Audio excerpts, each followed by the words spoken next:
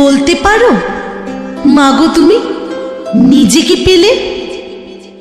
তুমিও ছিলে বাবা মায়ের আদুরে এক মেয়ে,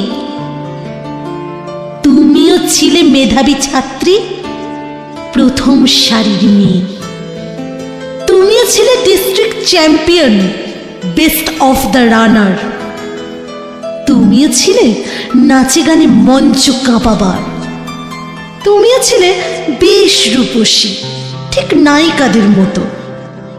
শুনেছি অভিনয়টাও করতে বেশ, স্কুলের নাটক যখন হতো।